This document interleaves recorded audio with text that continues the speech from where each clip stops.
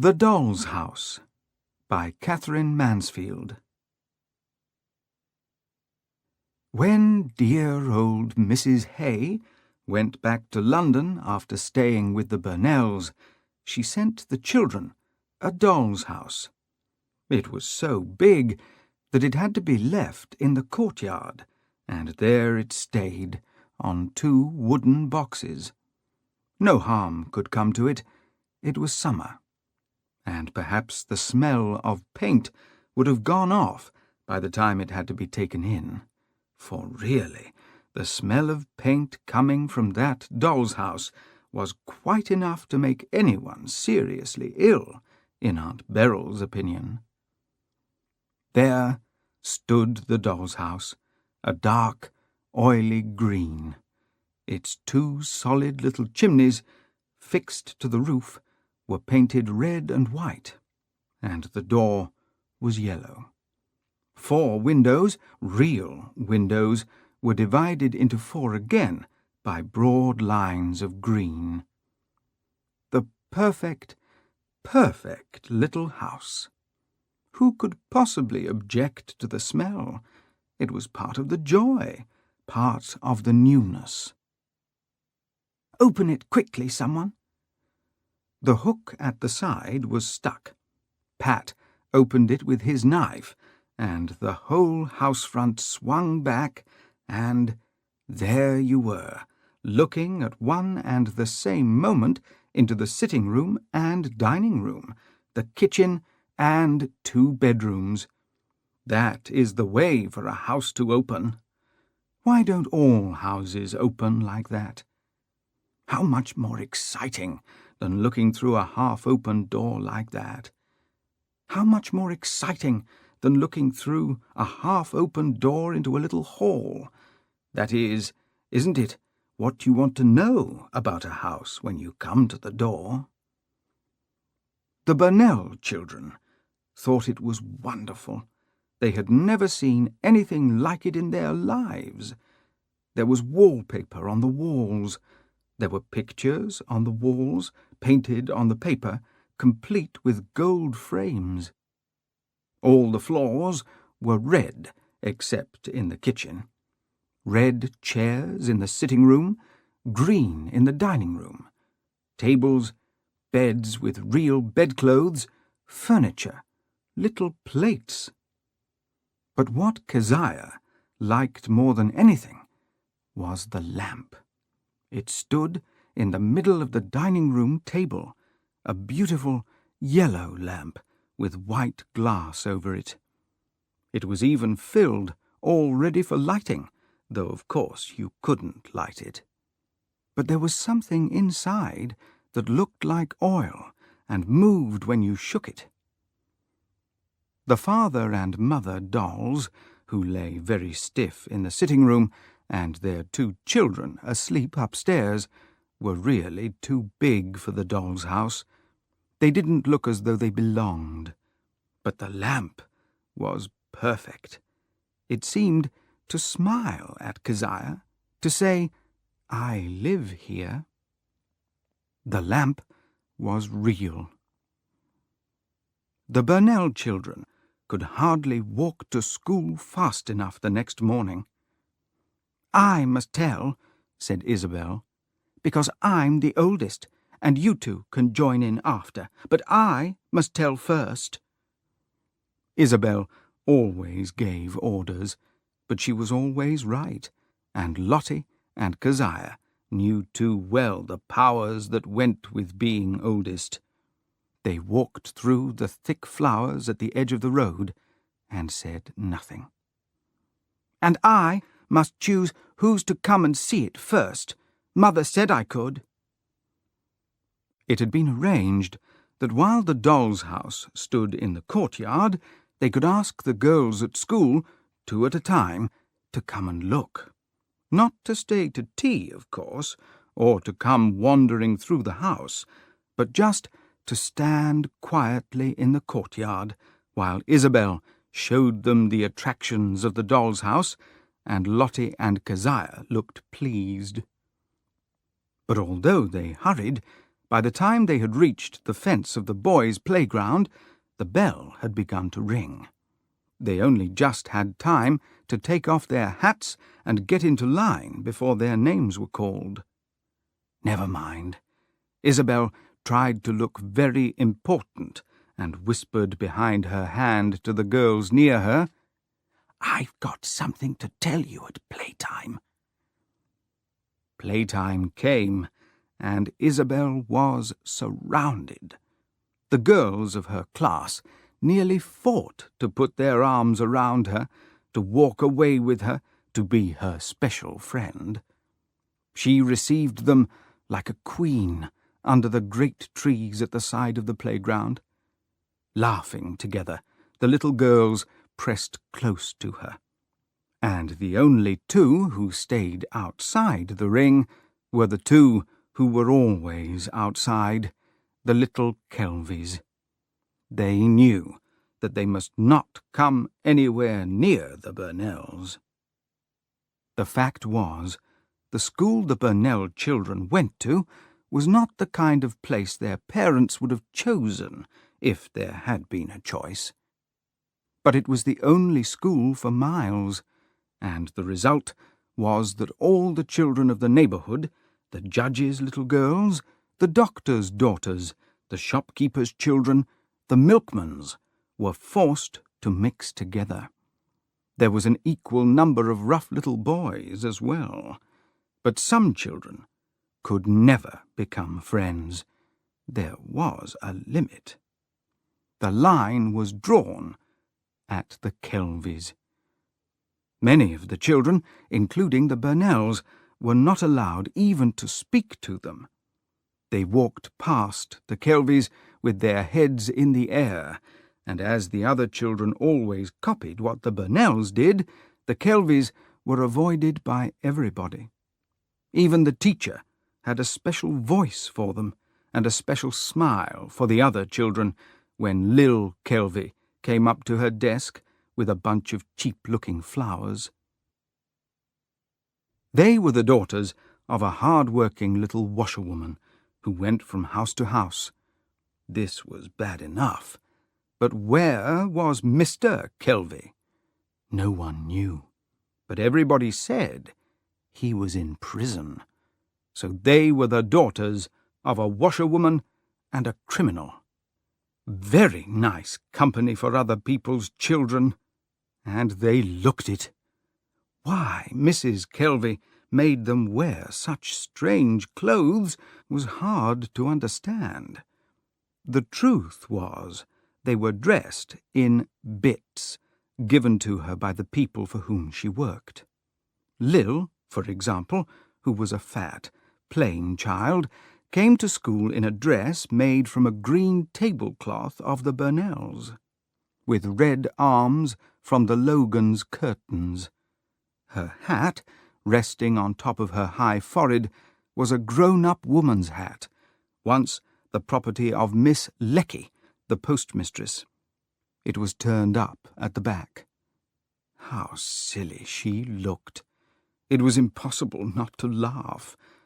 And her little sister, Else, wore a long white dress, rather like a nightdress, and a pair of little boy's boots.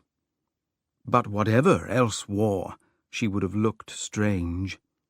She was a very small child, with short hair and big, sad eyes. Nobody had ever seen her smile. She hardly ever spoke. She went through life holding on to Lil, with a piece of Lil's dress between her fingers. Where Lil went, Else followed. In the playground, on the road going to and from school, there was Lil marching in front and Else holding on behind. Only when she wanted anything, or when she was out of breath, Else gave Lil a pull and Lil stopped. The Kelvies never failed to understand each other. Now they waited at the edge. You couldn't stop them listening. When the little girls turned round and laughed at them, Lil, as usual, gave her silly, embarrassed smile, but Else only looked. And Isabel's voice, so very proud, went on telling about the doll's house. The coloured chairs caused great excitement, but so did the beds with real bedclothes. When she finished, Keziah added, "You've forgotten the lamp, Isabel." "Oh, yes," said Isabel. "And there's a little lamp made of yellow glass with a white top that stands on the dining-room table. It's just like a real one." "The lamp's best of all," cried Keziah. She thought Isabel wasn't saying enough about the little lamp. But nobody paid any attention. Isabel was choosing the two who would come back with them that afternoon and see it. She chose Emmy Cole and Lena Logan. But when the others knew that they were all going to have a chance to see it, they couldn't be nice enough to Isabel. One by one, they put their arms around Isabel and walked away with her. Only the little Kelvies moved away, forgotten. There was nothing more for them to hear. Days passed, and as more children saw the doll's house, the fame of it spread. It became the one subject of talk. The one question was, "Have you seen the Burnells' doll's house? Oh, isn't it lovely? Haven't you seen it? Oh, dear." Even the dinner hour was given up to talking about it.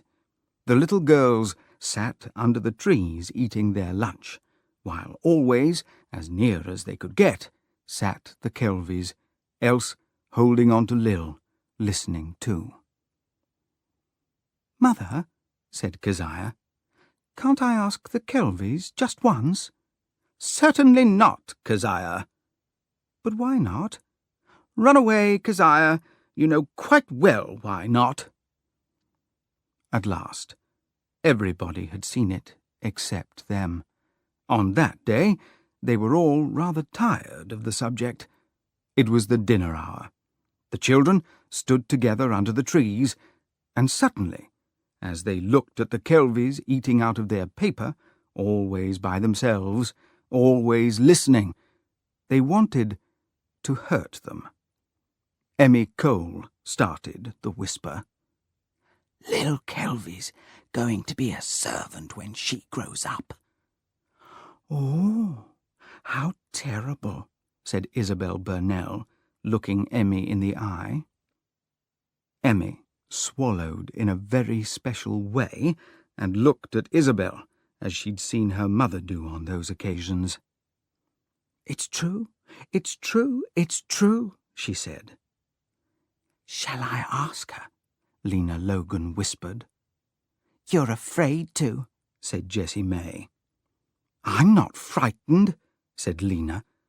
Suddenly she gave a little cry and danced in front of the other girls. "Watch me now," said Lena. And slowly, dragging one foot, laughing behind her hand, Lena went over to the Kelvies. Lil looked up from her dinner. She wrapped the rest quickly away. Else stopped eating. What was coming now?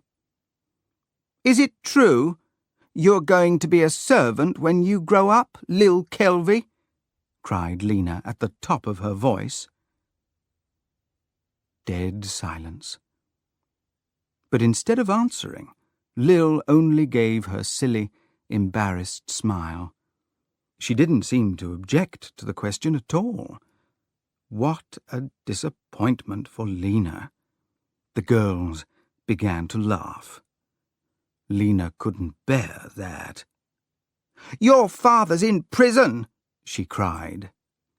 This was such a wonderful thing to have said that the little girls rushed away together, deeply, deeply excited, wild with joy. Someone found a long rope, and they began jumping over it, and never did they play so happily as on that morning. In the afternoon, Pat came for the Burnell children and took them home. There were visitors. Isabel and Lottie, who liked visitors, went upstairs to change their dresses. But Keziah went secretly out at the back. Nobody was there. She began to swing on the big white gates of the courtyard. Soon, looking along the road, she saw 2 little dots. They grew bigger. They were coming towards her. Now she could see that one was in front and one close behind. Now she could see that they were the Kelvies. Keziah stopped swinging. She got off the gate as if she was going to run away. Then she waited. The Kelvies came nearer, and beside them walked their shadows, very long, stretching right across the road with their heads in the flowers. Keziah climbed back on the gate. She had made up her mind. She swung out. "Hello," she said to the passing Kelvies. They were so astonished that they stopped. Lil gave her silly smile. Else just looked at her. "You can come and see our doll's house if you want to," said Keziah, and she dragged one toe on the ground. But when she heard that, Lil turned red and shook her head quickly. "Your mother told our mother you weren't allowed to speak to us." "Oh, well," said Keziah. She didn't know what to reply. "It doesn't matter. Come on. Nobody's looking." But Lil shook her head even harder. "Don't you want to?" asked Keziah. Suddenly, there was a pull at Lil's dress. She turned round. Else was looking at her with big, begging eyes. She wanted to go. For a moment, Lil looked at Else very doubtfully. But then Else pulled her dress again. She started to go forward. Keziah led the way. Like 2 little lost cats, they followed across the courtyard to where the doll's house stood. "There it is," said Keziah. There was a pause. Lil breathed loudly. Else was as still as stone. "I'll open it for you," said Keziah kindly. She undid the hook, and they looked inside. "There's the sitting room, and the dining room, and that's the—" "Keziah!" It was Aunt Beryl's voice. They turned round. At the back door stood Aunt Beryl, looking as if she couldn't believe what she saw. "How dare you ask the little Kelvies into the courtyard?" said her cold, angry voice. "You know as well as I do you're not allowed to talk to them. Run away, children, run away immediately, and don't come back again," said Aunt Beryl, and she stepped into the yard and sent them away as if they were chickens. "Away you go, immediately," she called, cold and proud. They did not need telling twice. Burning with shame, somehow they crossed the big courtyard and went out through the white gate. "Bad, disobedient little girl," said Aunt Beryl to Keziah, and she shut the doll's house noisily. When the Kelvies were well out of sight of the Burnells, they sat down to rest on a big red pipe by the side of the road. Lil's face was still burning. She took off her hat and held it on her knee. Dreamily, they looked over the fields, past the stream, to where the Logans' cows stood waiting to be milked. What were their thoughts? Soon, Else moved close to her sister. By now, she had forgotten the angry lady. She smiled, her rare smile. "I saw the little lamp," she said softly. Then both were silent once more.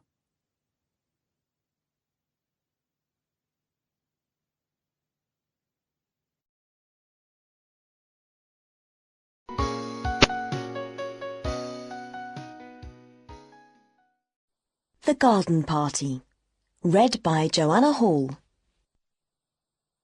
They need not have worried. The weather was perfect. Warm, and without a cloud in the sky. The gardener had been at work since dawn, cutting and brushing the lawns, until the green grass shone. And the roses were wonderful. Hundreds of flowers had opened during the night. You could almost believe that the roses knew about the garden party. While the Sheridan girls were having breakfast, the men came with the marquee. "Where shall we put the marquee, Mother?" asked Meg. "My dear child, please don't ask me. I'm determined to make you children organise everything this year. Forget that I am your mother. Pretend I'm one of your guests." But Meg could not possibly talk to the men. She had just washed her hair. Josie, as usual, wasn't even dressed yet. "You'll have to go, Laura. You're the artistic one in this family." Laura flew out of the house, still holding a piece of bread and butter in her hand. Food always tasted delicious out of doors, and Laura loved arranging things. She always felt that she could do it better than anyone else. 4 men were waiting on the garden path. They were carrying big bags of tools and looked very serious. Laura wished she had left her bread and butter in the house. She blushed and tried to look businesslike. "Good morning," she said, copying her mother's voice. But it sounded so silly that she was ashamed, and asked, just like a little girl, "Oh, have you come? Is it about the marquee?" "That's right, miss," said the tallest of the men. He pushed back his hat and smiled down at her. His smile was so friendly that Laura felt better immediately. What nice eyes he had. Small, but a lovely dark blue. All the men were smiling now. "Cheer up, we won't bite," they seemed to be saying. How very nice workmen were. And what a beautiful morning. She mustn't mention the morning. She must be businesslike. The marquee. "Well, shall we put it on the lawn over there?" She pointed with the hand that was not holding the bread and butter. They all turned and stared. The tall man frowned. "I don't like it," he said. "You wouldn't notice it there. You see, with a thing like a marquee, you want it where it hits you. Bang in the eye, as you might say." Laura had been brought up in a way which made her wonder for a moment whether a workman should use an expression like bang in the eye to her. But she understood what he meant. "A corner of the tennis court?" she suggested. "But the band's going to be in one corner." "Having a band, are you?" said another workman. He was pale, with a tired look in his dark eyes. What was he thinking? "Only a very small band," Laura said gently. Perhaps he wouldn't mind a very small band. But the tall man said, "Look here, miss. That's the place. By those trees. Over there." By the karaka trees. The marquee would hide them. And the karaka trees were so lovely, with their big, shiny leaves and orange fruit. Must they be hidden by a marquee? They must. The men were already carrying their bags of tools across the lawn. Only the tall man was left. Suddenly, he bent down, touched a rose, and pulled it gently towards him to smell it. When Laura saw him do that, she forgot about the Caracas. He was a workman who loved the perfume of roses. How many of the men that she knew cared about things like that? Oh, how nice workmen are, she thought. Why couldn't she have them for her friends, instead of the silly boys she danced with and who came to Sunday night's supper? She liked these men much better. It's all the fault, she decided, of these stupid differences in social class. Well, for her, there were no differences. Absolutely none at all, not a single one. And now there came the sound of hammers. Someone whistled. Someone called out, "Are you all right, mate?" Mate! How friendly they were! Just to show how happy she was, how she liked being among these friendly men, Laura took a big bite out of her bread and butter. She felt just like a work girl.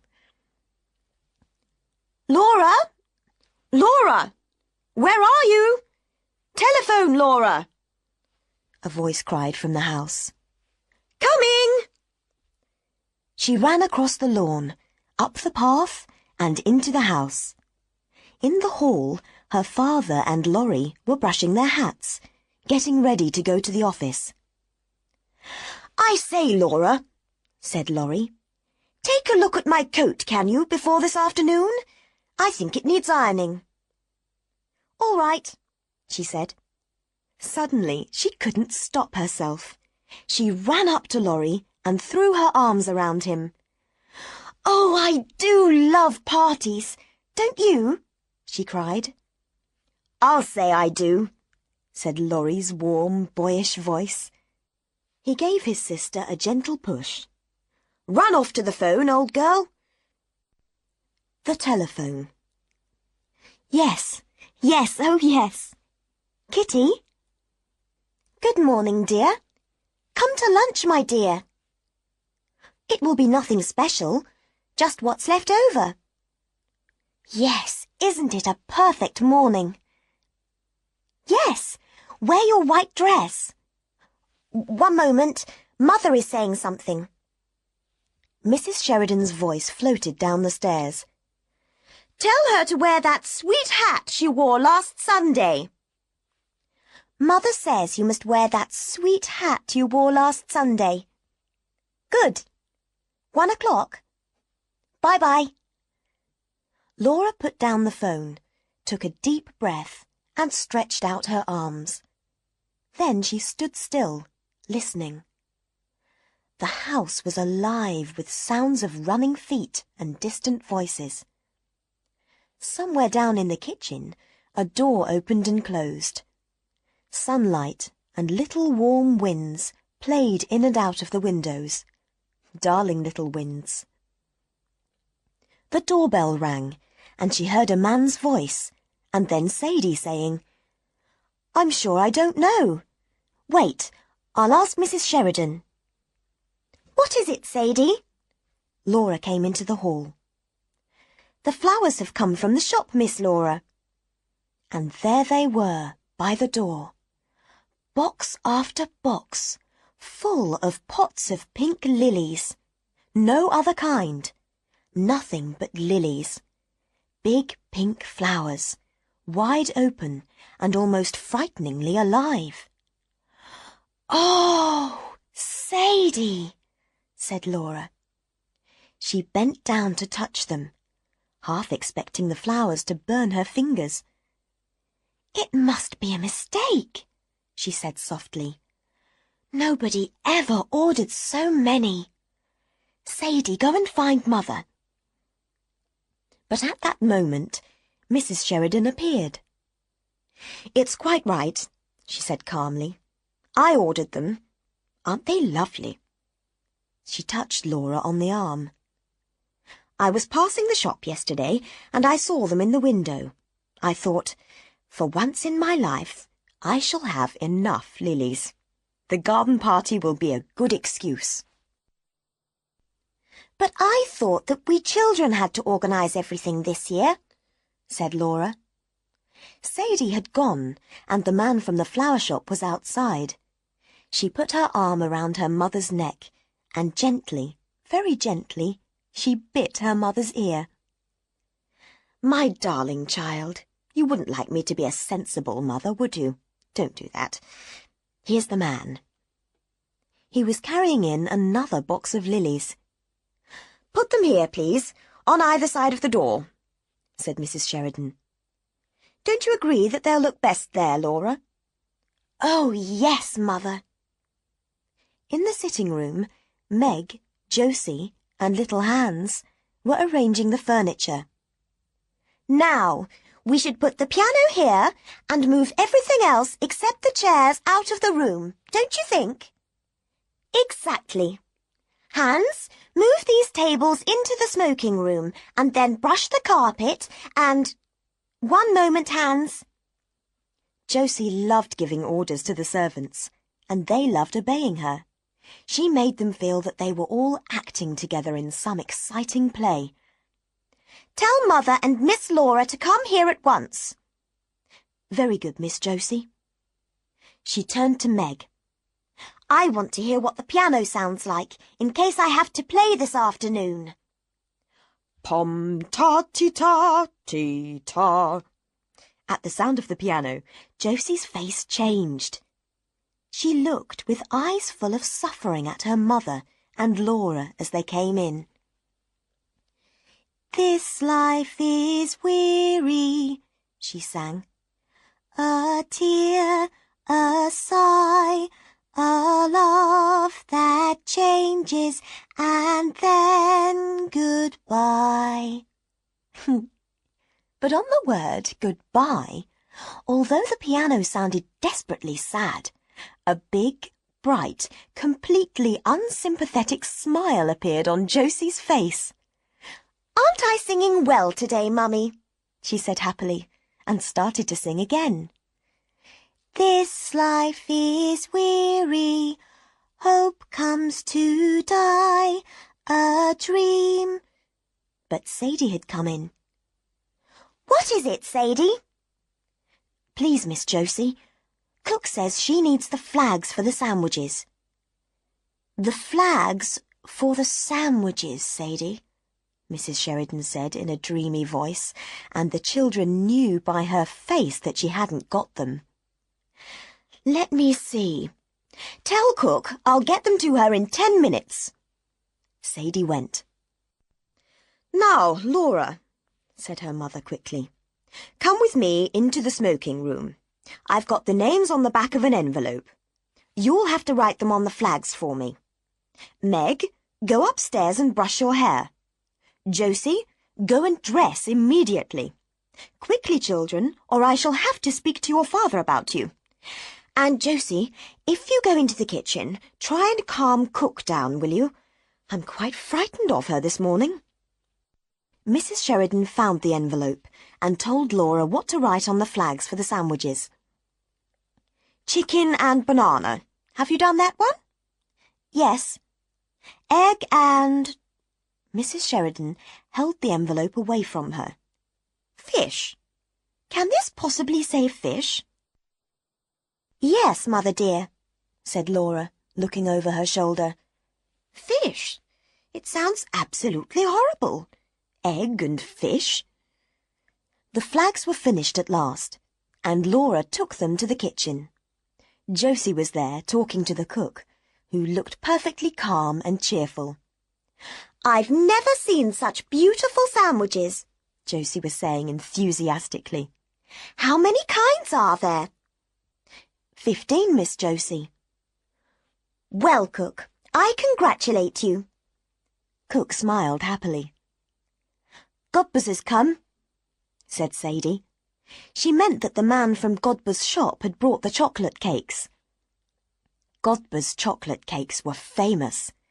Nobody ever made their own if they could buy Godber's. Bring them in and put them on the table, my girl, ordered Cook. Sadie brought them in and went back to the door. Of course, Laura and Josie were far too grown up to care about chocolate cakes. All the same, those cakes looked nice. Very nice. Cook began arranging them on plates. "Don't they remind you of all the parties we had when we were children?" said Laura. "I suppose they do," said Josie, who never liked to think about the past. "They look delicious, I must say." "Have some, my dears," said Cook in her comfortable voice. "Your ma won't know." Oh, impossible! Chocolate cake, and so soon after breakfast. It was unimaginable. All the same, 2 minutes later, Josie and Laura were licking chocolate off their fingers. "Let's go into the garden," suggested Laura. "I want to see how the men are getting on with the marquee. They're such awfully nice men." But the door was blocked by Cook, Sadie, Godber's man, and Hans. Something had happened. Cook was making little sounds. Sadie had her hand over her mouth. Hans was trying so hard to understand that his eyes were closed tight. Only Godber's man was enjoying himself. It was his story. "What's the matter? What's happened?" "There's been a horrible accident," Cook said. "A man's been killed." "A man killed? Where? How? When?" But Godber's man wanted to tell the story. "You know those little cottages just down the road from here, miss?" Of course she knew them. "Well, there's a young fellow living there. Scott, he's called. He's got a horse and cart. Something frightened the horse in town this morning. The cart turned over, and this fellow Scott was thrown out. He fell in the road on the back of his head. Killed." "Dead?" Laura stared at Godber's man. "Dead when they picked him up," Godber's man said with enjoyment.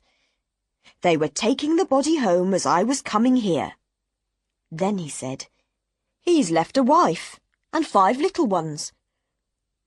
"Josie, come here." Laura took her sister's hand and pulled her across the kitchen and through the door. "Josie," she said, "how can we stop everything?" "Stop everything, Laura?" cried Josie. "What do you mean?" "Stop the garden party, of course."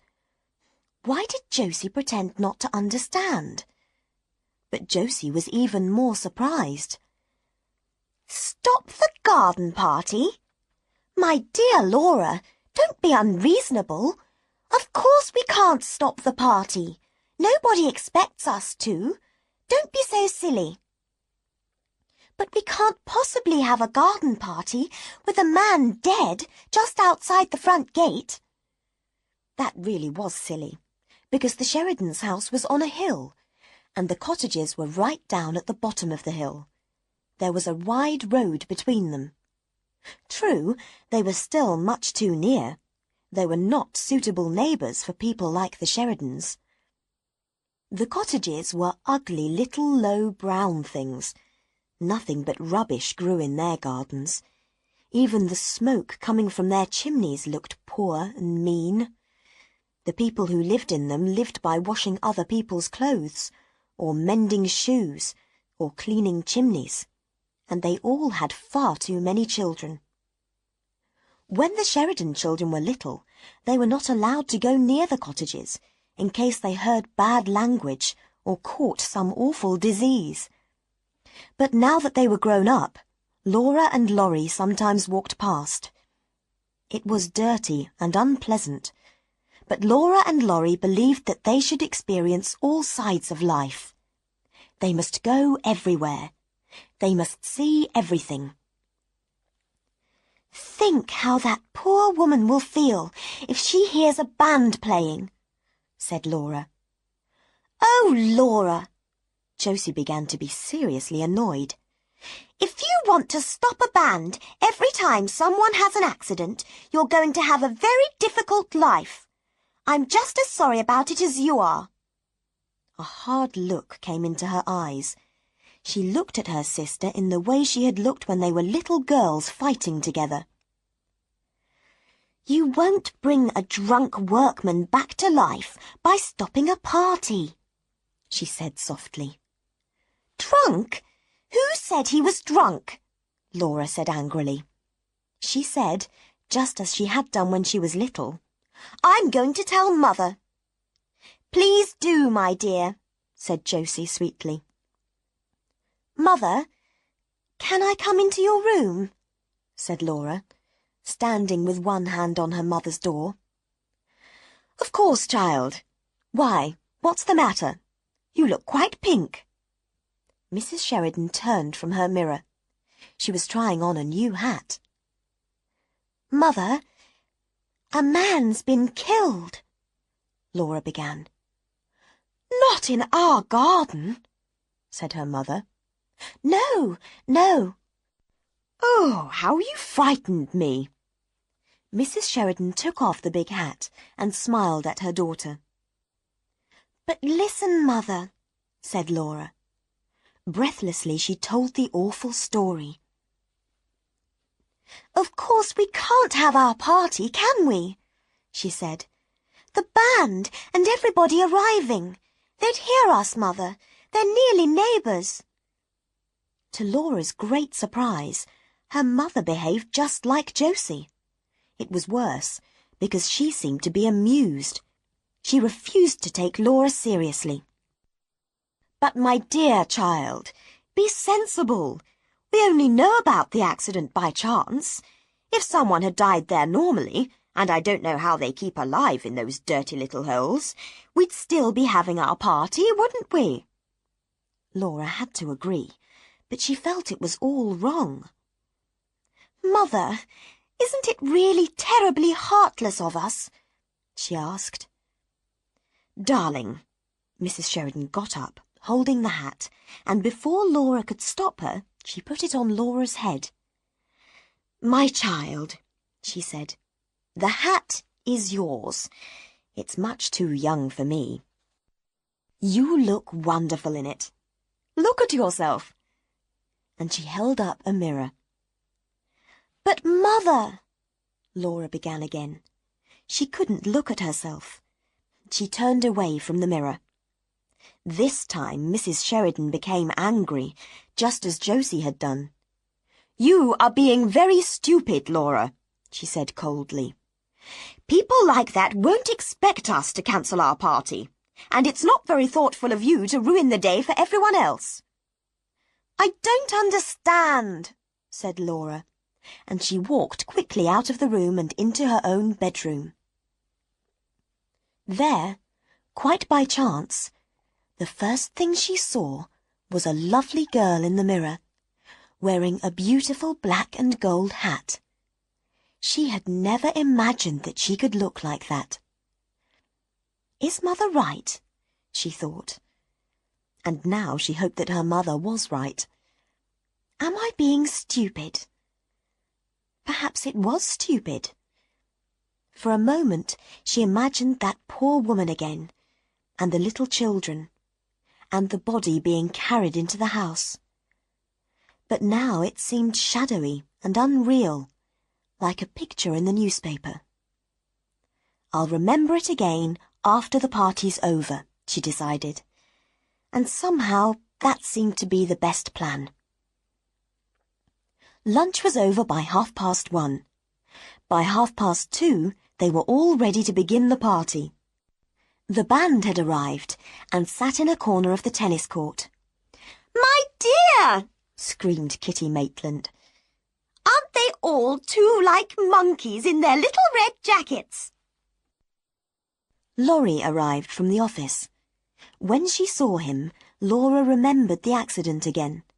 She wanted to tell him about it. If Laurie agreed with the others, it meant that they were right, and she followed him into the hall. "Laurie!" "Hello!" He was halfway upstairs, But when he turned and saw Laura, he stopped and stared at her. "My word, Laura, you look wonderful," said Laurie. "What an absolutely topping hat!" Laura said quietly, "Is it?" and smiled at Laurie. She didn't tell him about the accident. Soon after that, people started to arrive. The band began to play. The hired waiters ran from the house to the marquee. Wherever you looked, there were couples walking, looking at the flowers, greeting friends, moving on over the lawn. They were like bright birds that had come to visit the Sheridans' garden for this one afternoon, on their way to... where? Ah, what happiness to be with people who are all happy, to shake hands, kiss, smile. "Darling Laura, how well you look! What a beautiful hat, child!" "Laura, you look quite Spanish. I've never seen you look so lovely." And Laura, happy, answered softly, "Have you had tea? Won't you have an ice cream? The coffee and brandy ice creams really are rather special." She ran to her father and begged him, "Daddy, darling, can the band have something to drink?" And the perfect afternoon slowly opened, slowly turned to the sun, and slowly closed like a flower. The most enjoyable garden party. The greatest success. Quite the most delicious... Laura helped her mother with the goodbyes. They stood side by side until all the guests had gone. "All over, all over," said Mrs. Sheridan. "Go and find all the others, Laura. Let's go and have some fresh coffee. I'm exhausted. Yes, it's been very successful, but oh, these parties, these parties. Why do you children insist on giving parties?" And they all sat down in the empty marquee. "Have a sandwich, Daddy dear. I wrote the flag." "Thanks." Mr. Sheridan took a bite, and the sandwich was gone. He took another. "Did you hear about a nasty accident that happened today?" he said. "My dear," said Mrs. Sheridan, holding up her hand, "we did. It nearly ruined the party. Laura wanted us to cancel everything." "Oh, Mother!" Laura did not want them to laugh at her. "It was a horrible thing, though," said Mr. Sheridan. "The fellow was married, too. Lived in one of those cottages down there. Leaves a wife and a whole crowd of kids, they say." There was a long silence. Mrs. Sheridan played with her cup. Really, it was most unfortunate that Father had mentioned. Suddenly, she looked up. They still had all these perfectly good sandwiches and cakes, which had not been eaten at the party.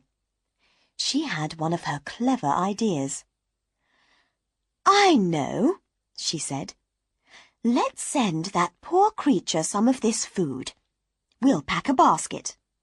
All those children will love it. And I'm sure all the neighbours are calling in. How helpful it will be for her to have some extra food ready. Laura, get me the big basket from the kitchen cupboard." "But, Mother, do you really think it's a good idea?" said Laura. Again, how strange. She seemed to be different from them all. To take the leftover food from their party. Would the poor woman really like that? "Of course. What's the matter with you today? An hour or so ago you were insisting on us being sympathetic." Oh well. Laura ran to get the basket. Her mother heaped food into it. "Take it yourself, darling," she said. "Run down with it now. No, wait. Take some lilies, too. These lilies will seem like something really special to people of that kind." "She'll get her dress dirty if she takes flowers," said Josie. That was true. Just in time. Only the basket, then. And Laura, her mother followed her out of the marquee. Whatever happens, don't... What, Mother? No, it was better not to put ideas into the child's head. Nothing. Run along. It was beginning to get dark as Laura shut the garden gate. Below her, the road shone white. The little cottages were in deep shadow. How quiet it seemed after the excitement of the day. She was going down to a cottage where a man lay dead, and she couldn't believe it. Why couldn't she? She stopped for a moment, and it seemed that kisses, voices, laughter, the fresh smell of the lawn, was somehow inside her. She had no room for anything else. How strange. She looked up at the pale sky, and all she thought was, yes, it was the most successful party. She crossed the wide road. She was among the cottages. Men and women hurried past. Children played in the narrow streets. Noises came from inside the mean little houses. In some there was lamplight, and shadows moved across the windows. Laura bent her head and hurried on. She wished now that she had put on a coat. People were staring at her dress and her black and gold hat. Oh, how she wished it was a different hat. It was a mistake to come here. She had known all the time that it would be a mistake. Should she go back, even now? No, too late. There was the house. It must be this one. There were people standing outside. Beside the gate, an old woman sat in a chair, watching. She had her feet on a newspaper. The voices stopped as Laura came near. They moved to one side to let her walk past. She felt that they were expecting her. They had known that she would come. Laura felt very shy and frightened. "Is this Mrs. Scott's house?" she asked a woman, and the woman answered with a strange little smile. "It is, my girl." Oh, how she wanted to escape from this. She actually said out loud, "Help me, God," as she walked up the tiny path and knocked at the door. "I'll just leave the basket and go," she decided. "I won't even wait for them to empty it." Then the door opened. A little woman in black appeared. Laura said, "Are you Mrs. Scott?" But to her horror, the woman answered, "Come in, please, miss." And she was shut in the passage. "No," said Laura, "I don't want to come in. I only want to leave this basket. Mother sent—" The little woman in the dark passage seemed not to hear her. "This way, please, miss," she said in an oily voice, and Laura followed her. She found herself in a little low kitchen, lit by a smoky lamp. There was a woman sitting by the fire. "Em," said the little creature who had let her in. "Em, it's a young lady." She turned to Laura. "I'm her sister, miss," she said. "You'll excuse her, won't you?" "Oh, but of course," said Laura. "Please, please don't disturb her. I only want to leave—" But at that moment, the woman by the fire turned round. Her face, red-eyed and wet, looked terrible. She didn't seem to understand why Laura was there. What did it mean? Why was a stranger standing in the kitchen with a basket? And more tears fell from those poor red eyes. "All right, my dear," said the sister. "I'll thank the young lady." and she gave Laura an oily smile. Laura only wanted to get out, to get away. She went out into the passage, a door opened, and she walked into the bedroom, where the dead man was lying. "You'd like to see him, wouldn't you?" said Em's sister. "Don't be afraid, my girl. He looks a picture. Not a mark on him. Come along, my dear." Laura went up to the bed. A young man lay there, asleep, sleeping so deeply that he was far, far away from them both. So distant, so peaceful. He was dreaming. Never wake him up again. His eyes were closed, deep in his dream. What did garden parties and baskets and dresses mean to him? He was far away from all those things. He was wonderful, beautiful. While they were all laughing and the band was playing, this beautiful thing had come to the cottages. Happy, happy. "All is well," said that sleeping face. "This is what should happen. I am at rest." But at the same time, it made you want to cry, and Laura couldn't go out of the room without saying something to him. She burst into tears like a little girl. "Forgive my hat," she said. And this time she didn't wait for Em's sister. She found her way out of the house, past all the people. At the corner of the street, she met Laurie. He appeared out of the shadows. "Is that you, Laura?" "Yes." "Mother was getting anxious. Was it all right?" "Yes, quite.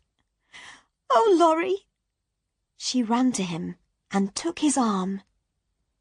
"I say, you're not crying, are you?" asked her brother. Laura shook her head. She was. Laurie put his arm round her shoulders. "Don't cry," he said, in his warm, loving voice. "Was it awful?" "No," said Laura. "It was absolutely wonderful. But, Laurie—" She stopped. She looked at her brother. "Isn't life—" she began. "Isn't life—" But what life was, she couldn't explain. It didn't matter. She knew he understood. "Isn't it, darling?" said Laurie.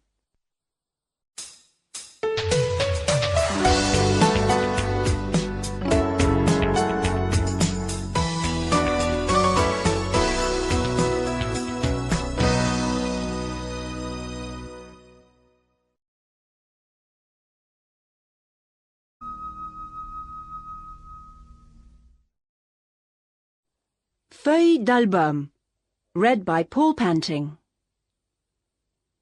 He really was an impossible person.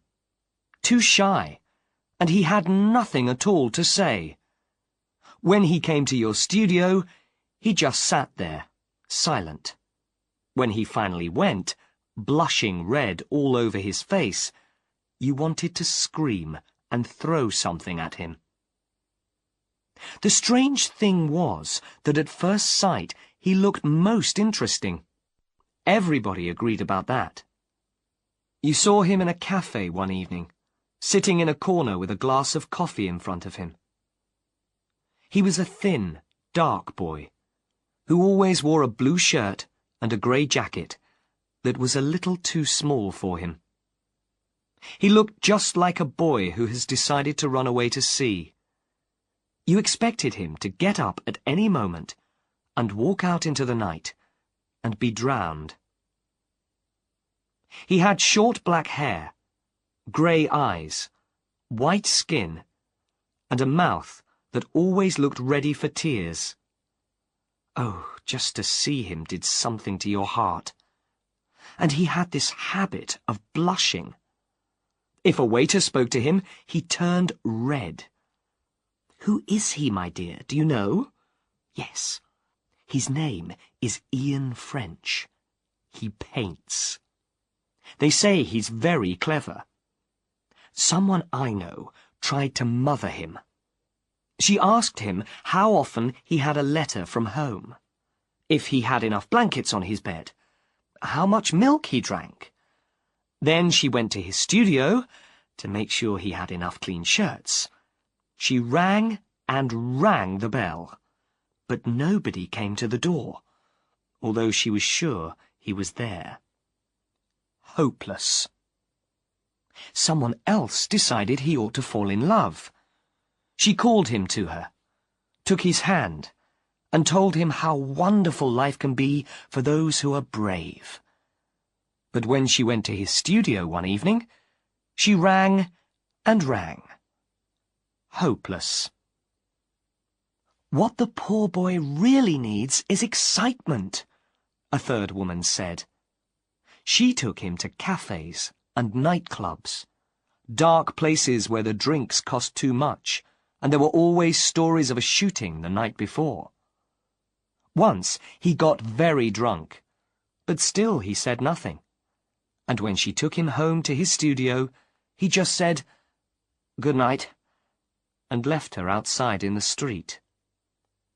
Hopeless.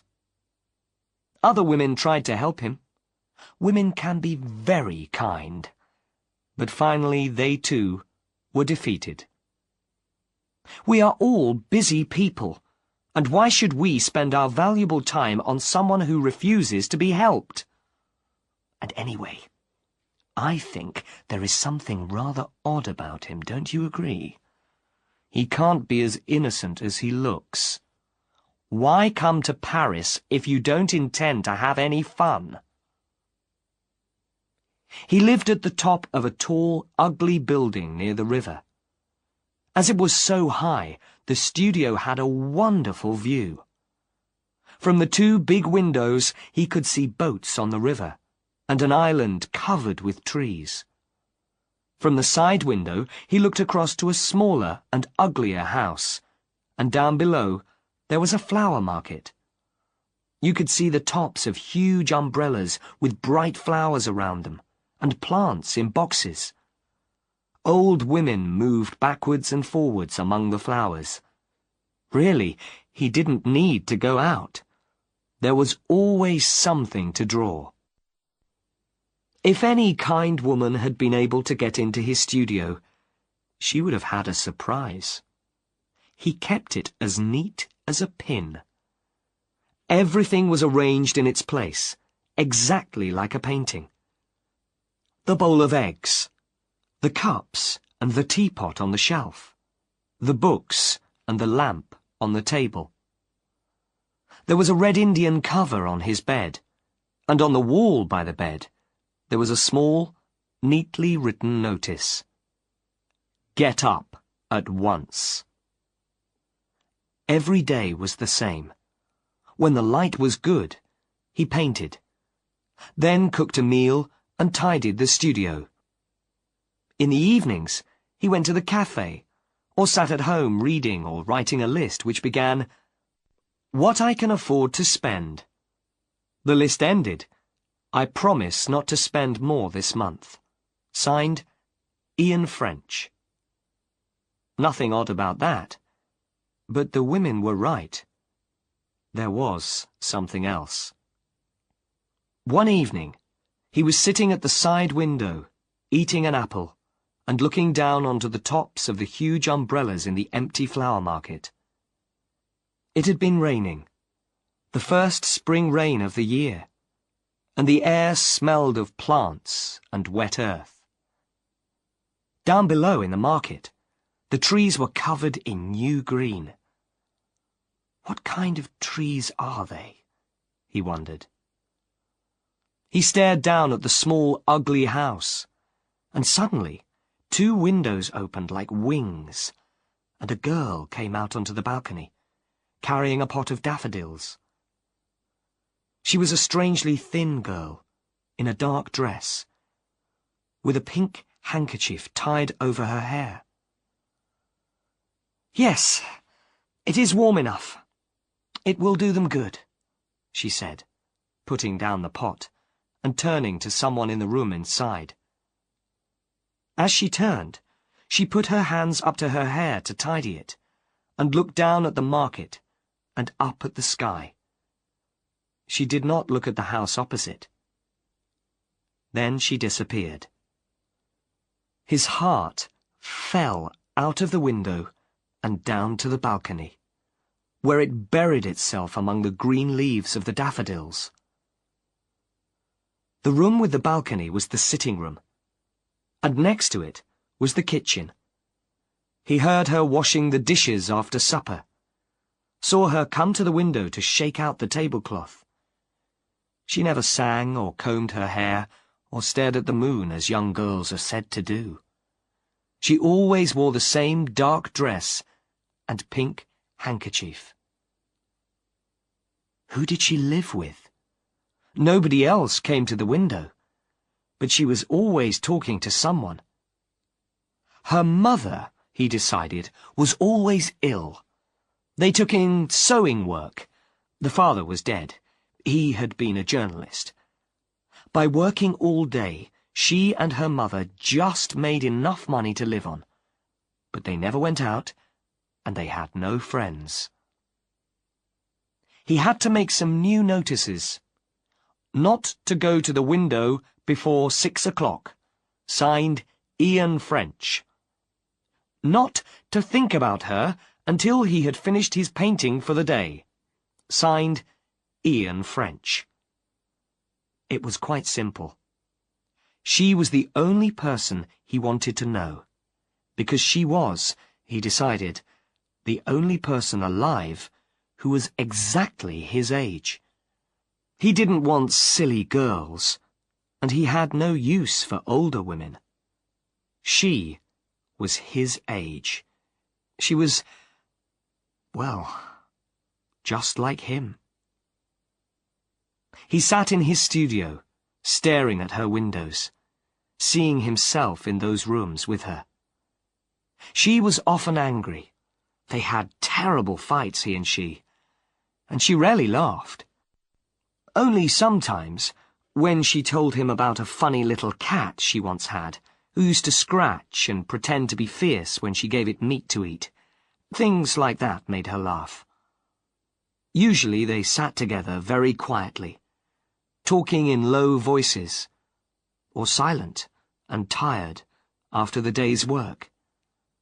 Of course, she never asked him about his pictures, and of course, he painted the most wonderful pictures of her, which she hated because he made her so thin and so dark.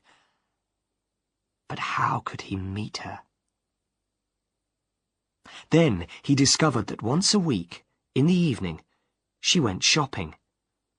On 2 Thursdays, he saw her at the window in a coat, carrying a basket.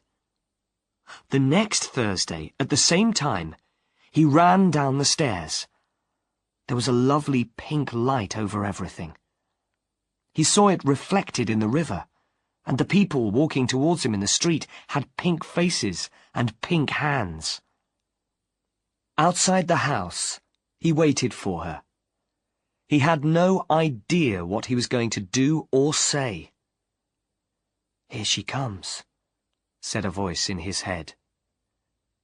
She walked very quickly, with small, light steps. What could he do? He could only follow. First, she went to buy some bread. Then she went to a fish shop. She had to wait a long time in there. Then she went to the fruit shop and bought an orange. As he watched her, he knew more surely than ever that he must talk to her now. Her seriousness and her loneliness, even the way she walked, separate, somehow distant from the other people in the street, All this was so natural, so right to him. Yes, she is always like that, he thought proudly. She and I are different from these people. But now she was going home, and he had not spoken to her. Then she went into another shop. Through the window, he saw her buying an egg. She took it carefully out of the basket. A brown egg. A beautiful one. The one he himself would have chosen. She came out of the shop, and he went in. A moment later, he was out again, following her through the flower market, past the huge umbrellas, walking on fallen flowers. He followed her into the house and up the stairs. She stopped at a door and took a key out of her purse. As she put the key in the lock, he ran up to her. Blushing redder than ever, but looking straight at her, he said, almost angrily, "Excuse me, mademoiselle, you dropped this." And he gave her an egg.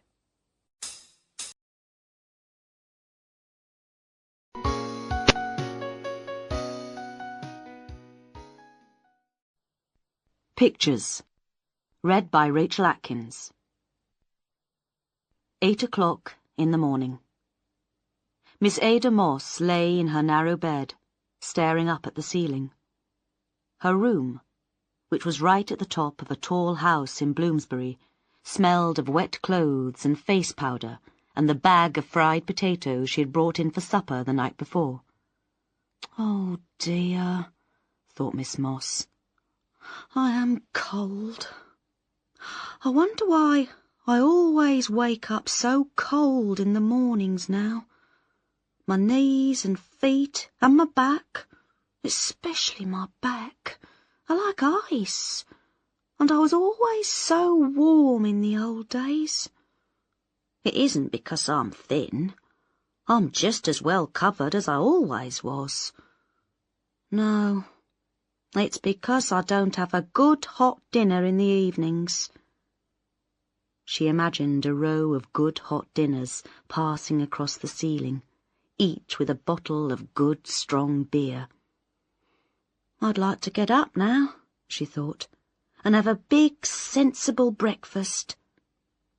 Pictures of big sensible breakfasts followed the good hot dinners across the ceiling.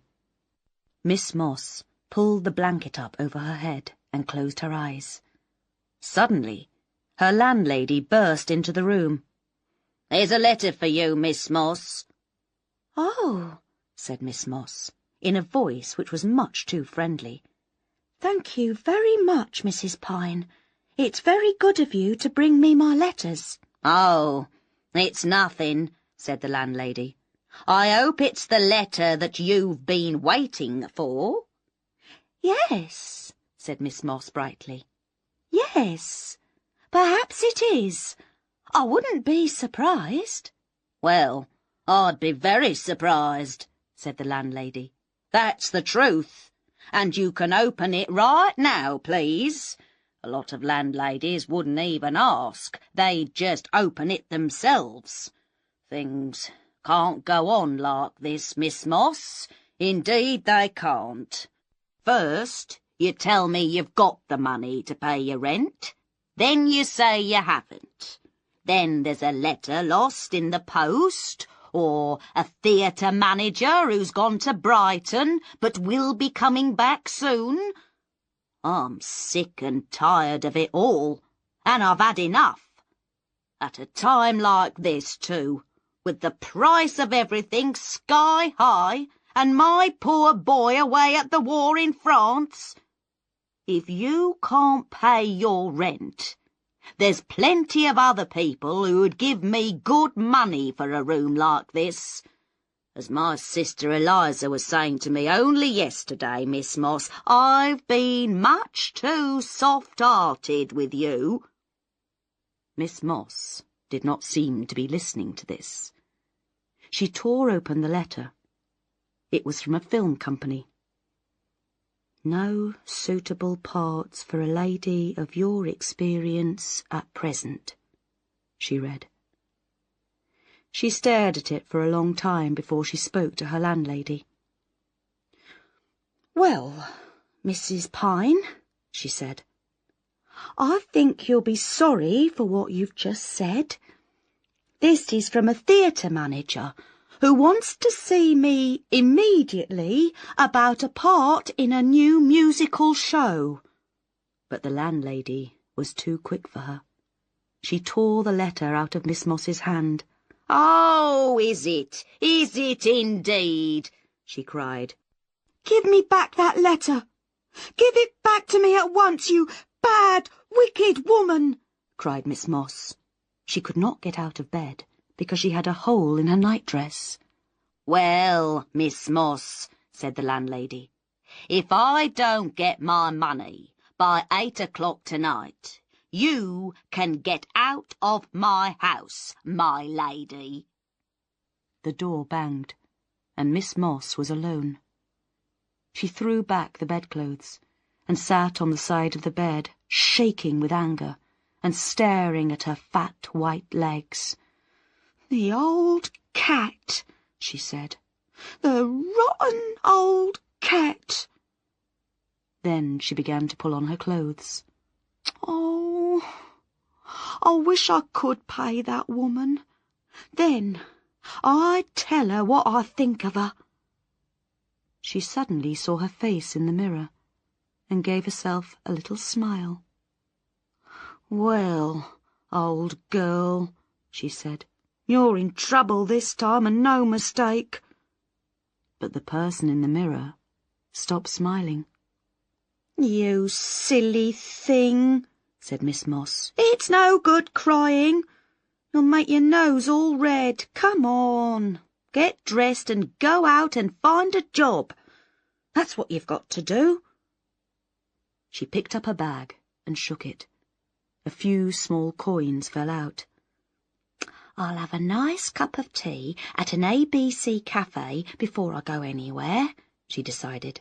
"I've got enough money for that."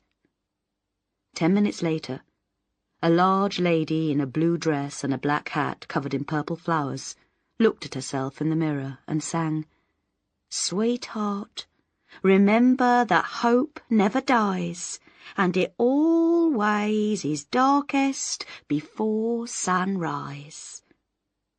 But the person in the mirror wouldn't smile at her, and Miss Moss went out. When she came to the ABC cafe, the door was open. A man was carrying boxes of bread in, and 2 waitresses were combing their hair and talking. "My young man came home from France last night," one of the girls sang happily. "Oh, I say, how topping for you," cried the other. "Yes, wasn't it? He brought me a sweet little brooch. Look, it's got Dieppe written on it."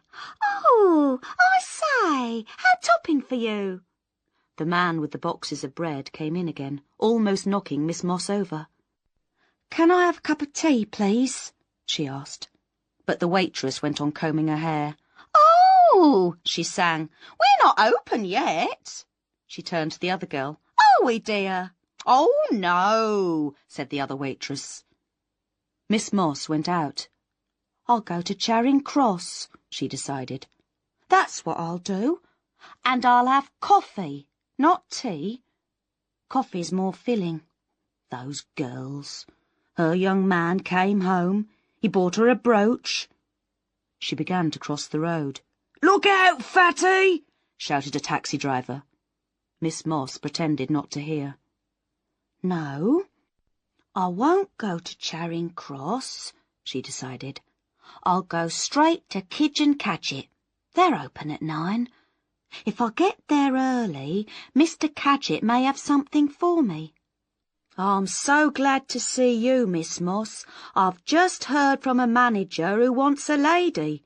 Exactly the right part for you. £3 a week. Go and see him immediately. It's lucky you came so early."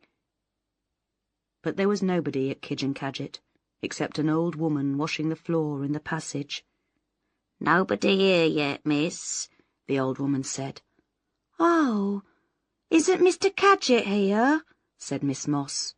"I'll sit down and wait for him, if I may."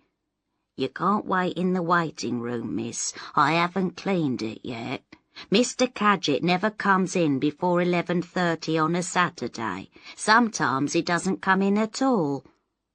"How silly of me," said Miss Moss. "I forgot it was Saturday." "Mind your feet, please, miss," said the old woman, and Miss Moss was out in the street again. The nice thing about Byton Bitham was, it was always crowded. You walked into the waiting room and you met everybody you knew. The early ones sat on chairs, and the later ones sat on the early ones' knees, while the men stood around the walls, talking and joking with the ladies. "Hello," said Miss Moss in her friendly way.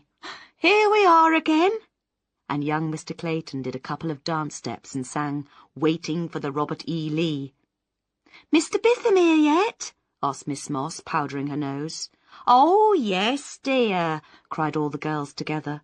"He's been here for ages. We've been waiting for more than an hour." "Oh, dear," said Miss Moss. "Any work for us, do you think?" "Oh, a few jobs in Africa," said young Mr. Clayton. 150 a week for 2 years, you know." "Oh," cried the girls. "isn't he a scream? Isn't he too funny?" A dark girl with a sad face touched Miss Moss on the arm. "I just missed a lovely job yesterday," she said. 6 weeks on tour, then the West End. The manager said I would have got it if I'd been a bit stronger looking. He said the part was made for me, only I'm too thin." She stared at Miss Moss, and the dirty, dark red rose on her hat looked as sad and disappointed as she was. "Oh, dear, that was awfully bad luck," Miss Moss said, trying hard not to sound too interested. "What was the show called, may I ask?" But the sad, dark girl understood what Miss Moss wanted, and a mean look came into her heavy eyes. "Oh, it wasn't a part for you, my dear," she said. "He wanted someone young, you know, a dark Spanish type like me. I was too thin, that was the only problem." The door opened, and Mr. Bitham appeared. He kept one hand on the door and held up the other for silence. "Look here, ladies," and here he paused and gave them his famous smile. "And all you boys." They all laughed loudly at that. "I've got nothing for you this morning. Come back on Monday. I'm expecting several phone calls on Monday." Miss Moss pushed desperately through the crowd. "Mr. Bitham, I wonder if you've had any news from—" "Now, let me see," said Mr. Bitham slowly, staring at her. He had seen Miss Moss 4 times a week for... how many weeks was it? "Now, who are you?" "Miss Ada Moss." "Oh, yes, of course, my dear. Not yet, my dear. Now, I had a call for 28 ladies today, but they had to be young and able to kick their legs up a bit. Come back the week after next. There'll be nothing before that." He gave her a big smile, all for herself, and touched her lightly on her fat arm before disappearing back into his office. At the North East Film Company, they were waiting on the stairs. Miss Moss stood and waited next to a fair little baby girl of about 30, in a white hat with fruit all round it. "What a crowd," Miss Moss said. "Is something special happening today?" "Didn't you know, dear?" said the baby, opening her huge pale eyes. "There was a call at 9:30 for pretty girls. We've all been waiting for hours. Have you worked for this company before?" "No, I don't think I have," said Miss Moss. "They're a lovely company," said the baby. A friend of mine has a friend who gets £30 a day. Have you been in many films? Well, I'm not really an actress, said Miss Moss. I'm a trained singer, but things have been so bad lately that I've been doing a little acting. It's like that, isn't it, dear? Said the baby. I had an excellent education at the College of Music, said Miss Moss. I've often sung in West End shows, but I thought, for a change, yes. It's like that, isn't it, dear? Said the baby. At that moment, a beautiful secretary appeared at the top of the stairs. Are you all waiting for news from the North East Film Company? Yes, they all cried. Well, it's been cancelled. I've just had a phone call. And I really needed that money, a disappointed voice said. The secretary had to laugh. Oh, there was no money in it, she said. The North East never pay their crowd people. There was only a little round window at the Bitter Orange Company.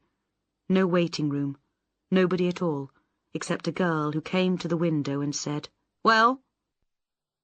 Can I see the manager, please? Miss Moss said pleasantly. The girl closed her eyes for a moment. Miss Moss smiled at her. The girl did not smile back.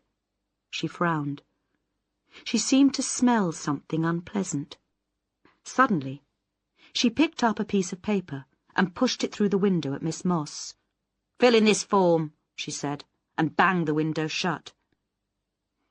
Can you ride a horse, drive a car, dive, fly a plane, shoot? Miss Moss read. She walked along the street, asking herself those questions. A rough, cold wind was blowing. It pulled at her clothes, hit her in the back, and then laughed cruelly in her face. It knew that she could not answer the questions. In the square garden, she found a rubbish basket and dropped the form in it.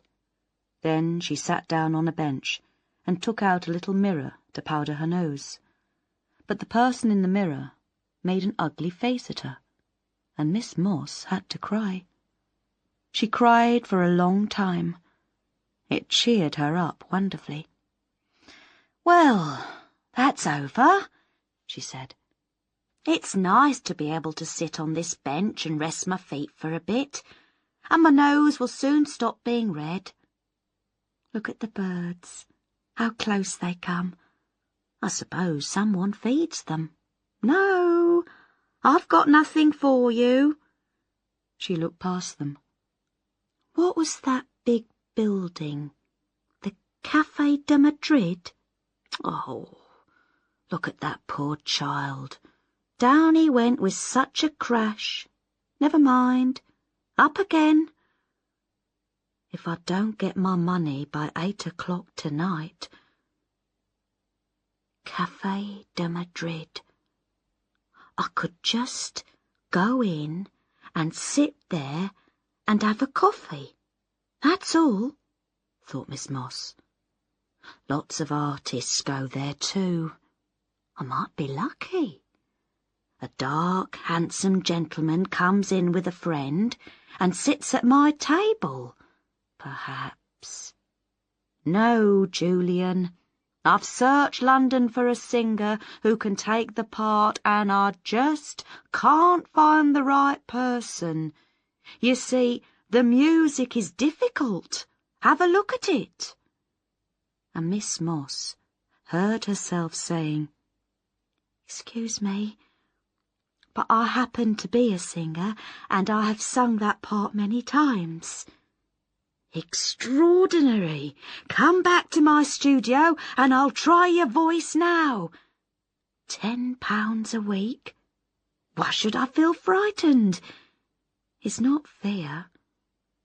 Why shouldn't I go to the Café de Madrid? I'm an honest woman. I'm a professional singer. And I'm only trembling because I've had nothing to eat today. You can get out of my house, my lady. Very well, Mrs. Pine. Café de Madrid. They have music there in the evenings. Why don't they begin? The singer has not arrived. Excuse me, I happen to be a singer. I have sung that music many times. It was almost dark in the cafe. Men, tall potted plants, red seats, white stone tables, waiters in black jackets. Miss Moss walked past them all and sat down. Almost immediately, a very large gentleman wearing a very small hat came and sat opposite her. "Good evening," he said. Miss Moss said in her cheerful way, "Good evening." "Fine evening," said the large gentleman. "Yes, very fine. Lovely, isn't it?" she said. He waved a finger at a waiter. "Bring me large whiskey." Then he turned to Miss Moss. "What's yours?" "Well, I think I'll take a brandy. Thank you very much." 5 minutes later, he turned to Miss Moss and blew a cloud of cigar smoke in her face. "Like the hat," he said, looking at the purple flowers. Miss Moss blushed a deep pink, and her heart began to beat very fast. "I've always worn a lot of purple," she said. The large gentleman looked at her for a long time, tapping with his fingers on the table. "I like a woman with a bit of meat on her bones," he said. Miss Moss, to her surprise, laughed quite loudly. 5 minutes later, the large gentleman stood up. "Well, am I coming to your place, or are you coming to mine?" he asked. "I'll come with you, if you don't mind," said Miss Moss, and she followed him out of the cafe.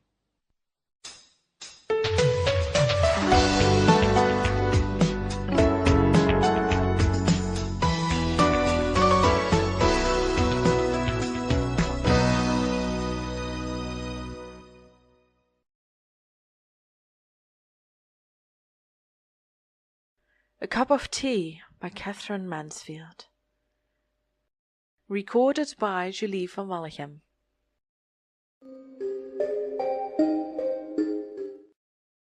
Rosemary Fell was not exactly beautiful. No, you couldn't have called her beautiful. Pretty? Well, if you took her to pieces. But why be so cruel as to take anyone to pieces? She was young, brilliant, extremely modern, exquisitely well-dressed, amazingly well-read in the newest of the new books, and her parties were the most delicious mixture of the really important people and artists, quaint creatures, discoveries of hers, some of them too terrifying for words, but others quite presentable and amusing. Rosemary had been married for 2 years. She had a duck of a boy. No, not Peter, Michael. And her husband absolutely adored her. They were rich, really rich, not just comfortably well off, which is odious and stuffy and sounds like one's grandparents. But if Rosemary wanted to shop, she would go to Paris, as you and I would go to Bond Street. If she wanted to buy flowers, the car pulled up at that perfect shop in Regent Street, and Rosemary inside the shop just gazed in a dazzled, rather exotic way and said, "I want those, and those, and those. Give me 4 bunches of those, and that jar of roses. Yes, I'll have all the roses in the jar. No, no lilac. I hate lilac. It's got no shape." The attendant bowed and put the lilac out of sight, as though this was only too true. Lilac was dreadfully shapeless. "Give me those stumpy little tulips, those red and white ones." And she was followed to the car by a thin shop-girl staggering under an immense white paper armful that looked like a baby in long clothes. One winter afternoon she had been buying something in a little antique shop in Curzon Street. It was a shop she liked. For one thing, one usually had it to oneself. And then the man who kept it was ridiculously fond of serving her. He beamed whenever she came in. He clasped his hands. He was so gratified he could scarcely speak. Flattery, of course. All the same, there was something. "You see, madam," he would explain in his low, respectful tones, "I love my things. I would rather not part with them than sell them to someone who does not appreciate them, who has not that fine feeling which is so rare." And breathing deeply, he unrolled a tiny square of blue velvet and pressed it on the glass counter with his pale finger-tips. To-day it was a little box. He had been keeping it for her. He had shown it to nobody as yet. An exquisite little enamel box with a glaze so fine it looked as though it had been baked in cream. On the lid a minute creature stood under a flowery tree, and a more minute creature still had her arms round his neck. Her hat, really no bigger than a geranium petal, hung from a branch. It had green ribbons, and there was a pink cloud like a watchful cherub floating above their heads. Rosemary took her hands out of her long gloves. She always took off her gloves to examine such things. Yes, she liked it very much. She loved it. It was a great duck. She must have it.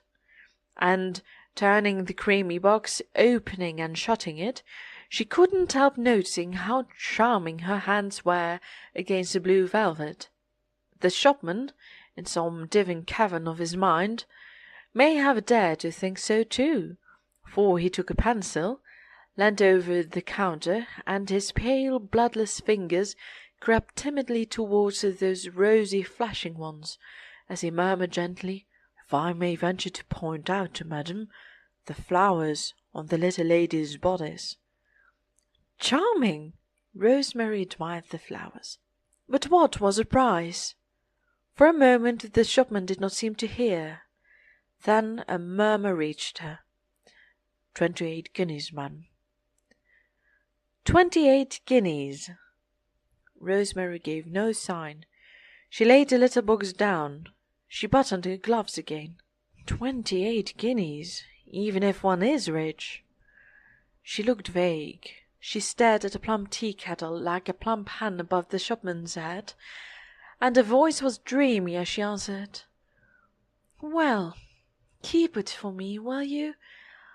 I'll—" But the shopman had already bowed, as though keeping it for her was all any human being could ask. He would be willing, of course, to keep it for her forever. The discreet door shut with a click. She was outside on the step, gazing at the winter afternoon. Rain was falling, and with the rain it seemed the dark came too, spinning down like ashes. There was a cold, bitter taste in the air, and the new-lighted lamps looked sad.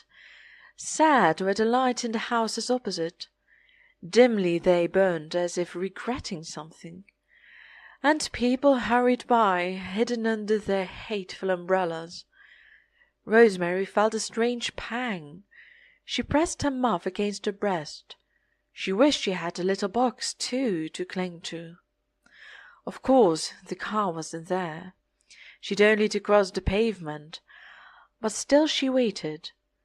There are moments, horrible moments in life, when one emerges from shelter and looks out, and it's awful. One oughtn't to give way to them. One ought to go home and have an extra special tea. But at the very instant of thinking that, A young girl, thin, dark, shadowy. Where had she come from?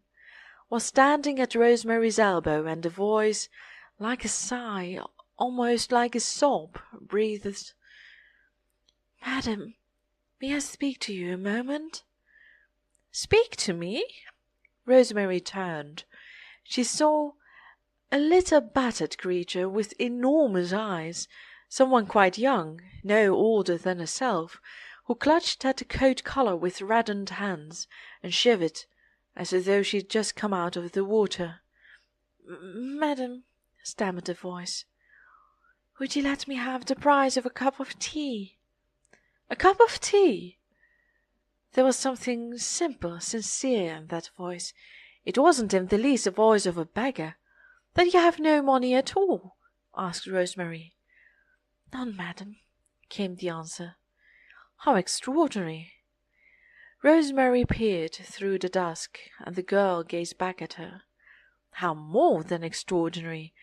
And suddenly it seemed to Rosemary such an adventure. It was like something out of a novel by Dostoevsky, this meeting in the dusk. Supposing she took the girl home? Supposing she did do one of those things she was always reading about or seeing on the stage? What would happen?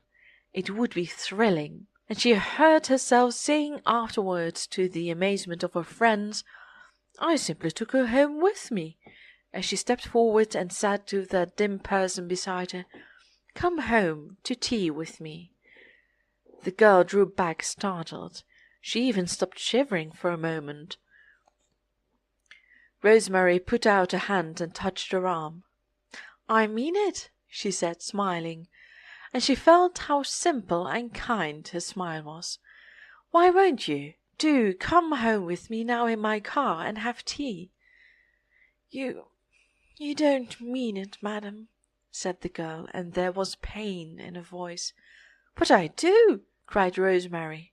"I want you to please me. Come along." The girl put her fingers to her lips, and her eyes devoured Rosemary. You're not taking me to the police station?" she stammered. "The police station?" Rosemary laughed out. "Why should I be so cruel?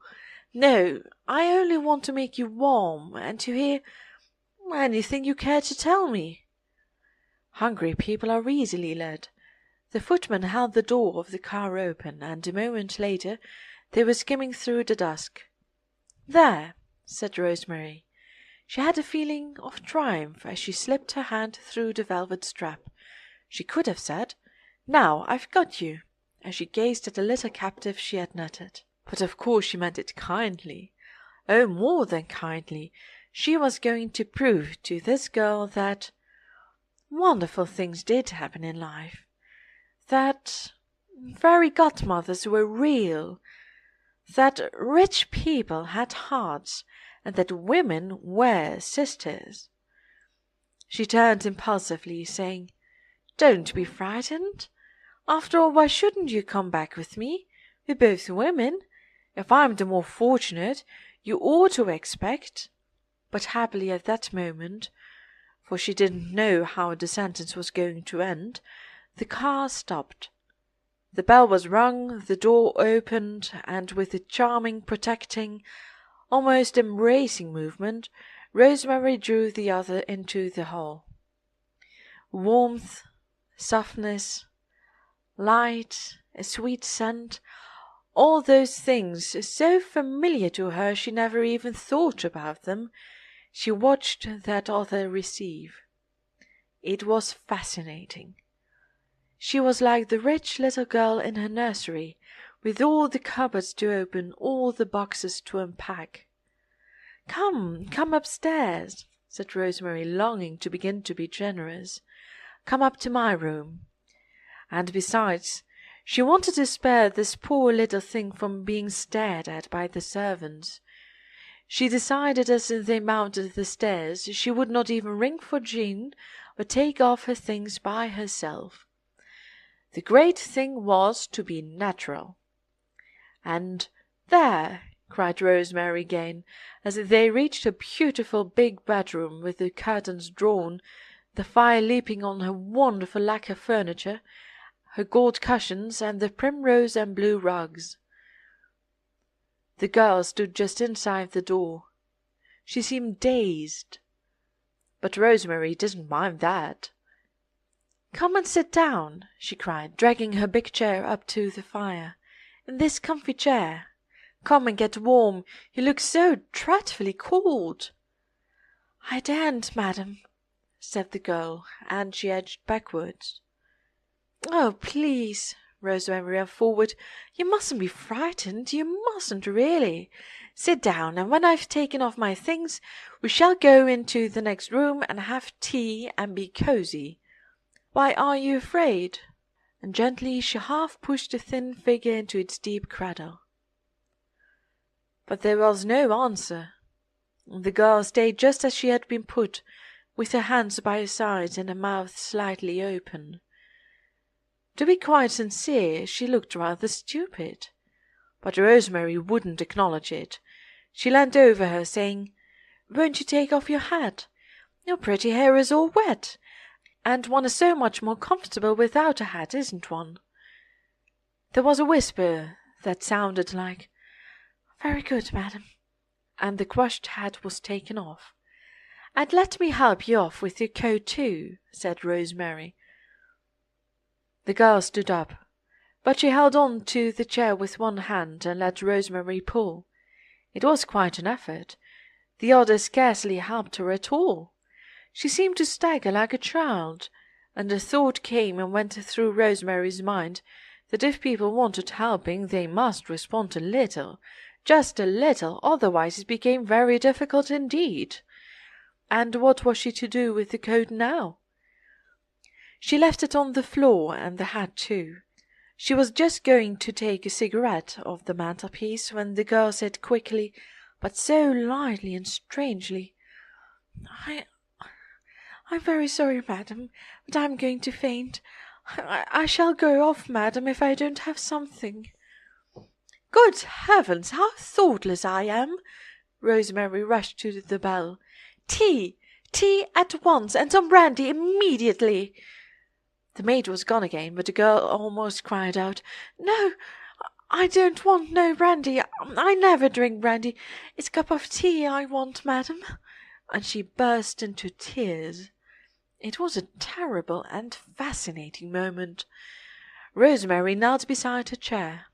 "Don't cry, poor little thing," she said. "Don't cry." She gave the other her lace handkerchief. She really was touched beyond words. She put her arm round those thin, bird-like shoulders. Now at last the other forgot to be shy, forgot everything except that they were both women, and gasped out, "I can't go on no longer like this. I can't bear it. I shall do away with myself. I can't bear no more." "You shan't have to. I'll look after you. Don't cry any more. Don't you see what a good thing it was that you met me? We'll have tea, and you'll tell me everything, and I shall arrange something, I promise. Do stop crying. It's so exhausting. Please." The other girl did stop just in time for Rosemary to get up before the tea came. She had the table placed between them. She plied the poor little creature with everything, all the sandwiches, all the bread and butter, and every time her cup was empty she filled it with tea, cream, and sugar. People always said sugar was so nourishing. As for herself, she didn't eat. She smoked and looked away tactfully so that the other should not be shy. And really the effect of that slight meal was marvellous. When the tea-table was carried away, a new being, a large frail creature with tangled hair, dark lips, deep, lighted eyes, lay back in the big chair in a kind of sweet languor, looking at the blaze. Rosemary lit a fresh cigarette. It was time to begin. "And when did you have your last meal?" she asked softly. But at that moment the door handle turned. "Rosemary, may I come in?" It was Philip. "Of course."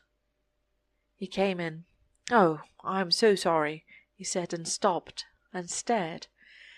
"It's quite all right," said Rosemary, smiling. "This is my friend, Miss—" "Smith, madam," said the languid figure, who was strangely still and unafraid. "Smith," said Rosemary. "We are going to have a little talk." "Oh, yes," said Philip, "quite." And his eye caught sight of the coat and hat on the floor. He came over to the fire and turned his back to it. "It's a beastly afternoon," he said curiously, still looking at that listless figure, looking at its hands and boots, and then at Rosemary again. "Yes, isn't it?" said Rosemary enthusiastically. "Vile!" Philip smiled his charming smile. "As a matter of fact," said he, "I wanted you to come into the library for a moment. Would you? Will Miss Smith excuse us?" The big eyes were raised to him, but Rosemary answered for her. "Of course she will." And they went out of the room together. "I say," said Philip when they were alone, "explain. Who is she? What does it all mean?" Rosemary, laughing, leaned against the door and said, "I picked her up in Curzon Street, really. She's a real pick-up. She asked me for the price of a cup of tea, and I brought her home with me." "But what on earth are you going to do with her?" cried Philip. "Be nice to her," said Rosemary quickly. "Be frightfully nice to her. Look after her. I don't know how. We haven't talked yet. But show her, treat her, make her feel—" "My darling girl," said Philip, "you're quite mad, you know. It simply can't be done." "I knew you'd said that," retorted Rosemary. "Why not? I want to. Isn't that a reason? And besides, one's always reading about these things. I decided—" "But," said Philip slowly, and he cut the end of a cigar, "she's so astonishingly pretty." "Pretty?" Rosemary was so surprised that she blushed. "Do you think so? I hadn't thought about it." "Good Lord!" Philip struck a match. "She's absolutely lovely. Look again, my child. I was bowled over when I came into your room just now. However, I think you're making a ghastly mistake. Sorry, darling, if I'm crude and all that, but let me know if Miss Smith is going to dine with us in time for me to look up the Milliners' Gazette."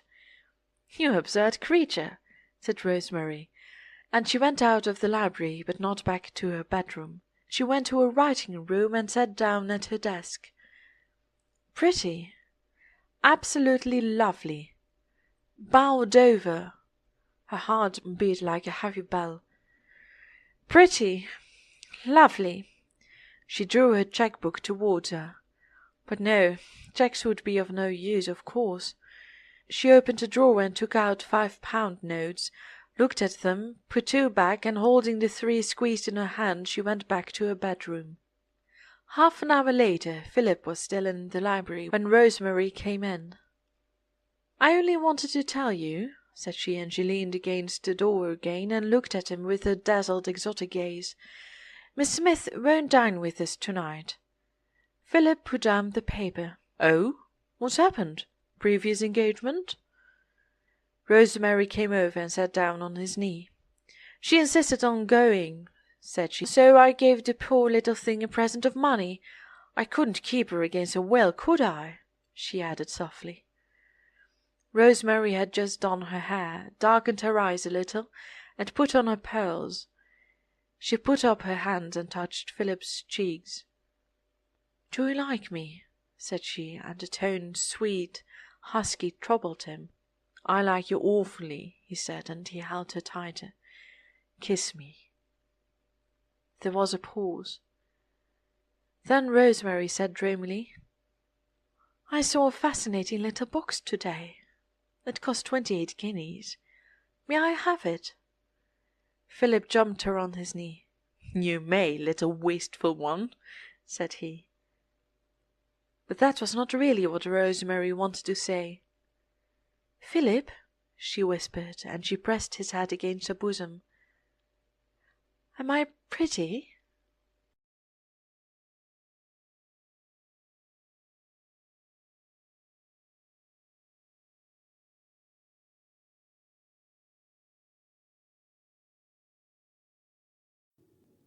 Taking the Veil by Katherine Mansfield.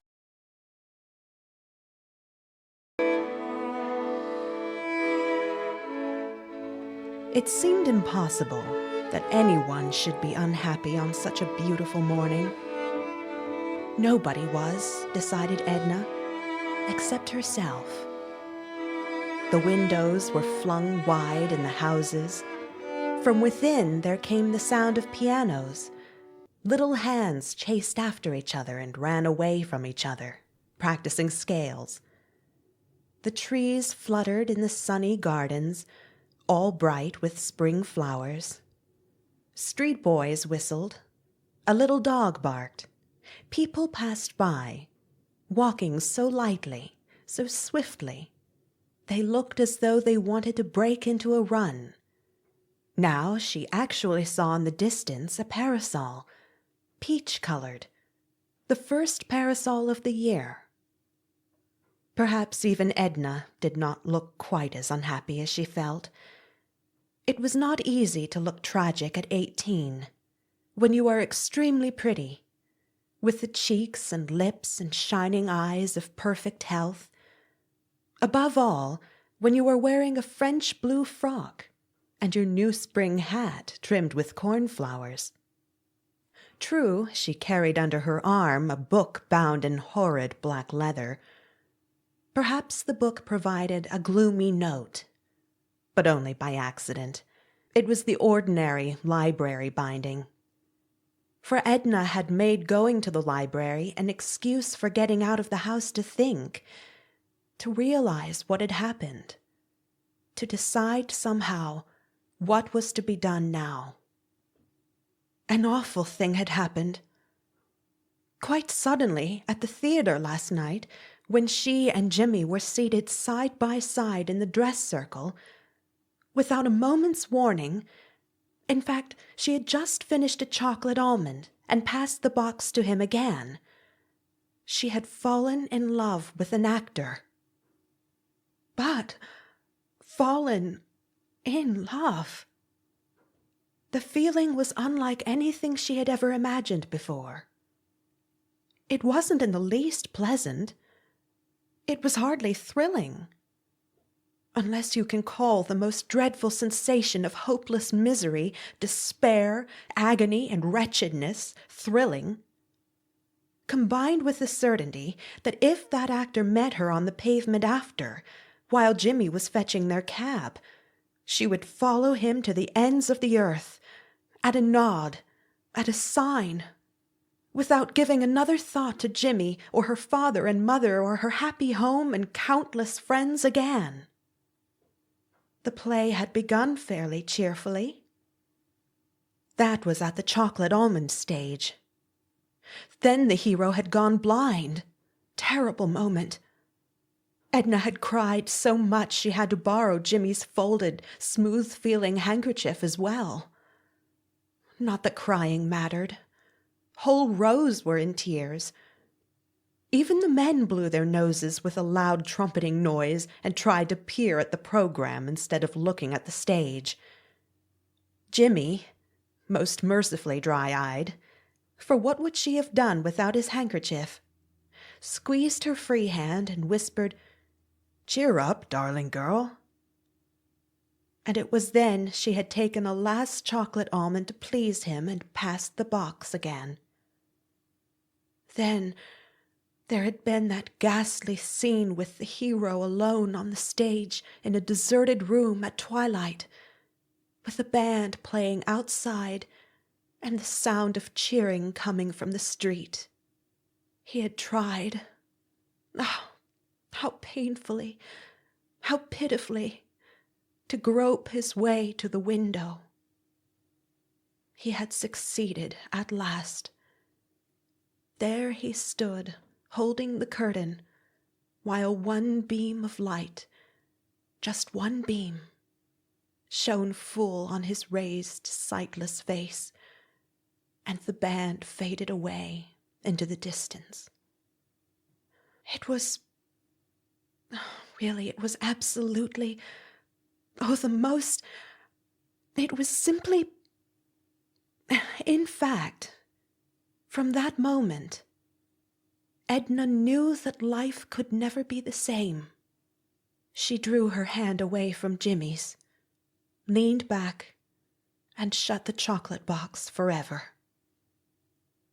This, at last, was love. Edna and Jimmy were engaged. She had had her hair up for 1.5 years. They had been publicly engaged for 1 year. But they had known they were going to marry each other ever since they walked in the botanical gardens with their nurses and sat on the grass with a wine biscuit and a piece of barley sugar each for their tea. It was so much an accepted thing that Edna had worn a wonderfully good imitation of an engagement ring out of a cracker all the time she was at school. And up till now they had been devoted to each other. But now it was over. It was so completely over that Edna found it difficult to believe that Jimmy did not realize it too. She smiled wisely, sadly, as she turned into the gardens of the Convent of the Sacred Heart and mounted the path that led through them to Hill Street. How much better to know it now than to wait until after they were married. Now it was possible that Jimmy would get over it. No, it was no use deceiving herself. He would never get over it.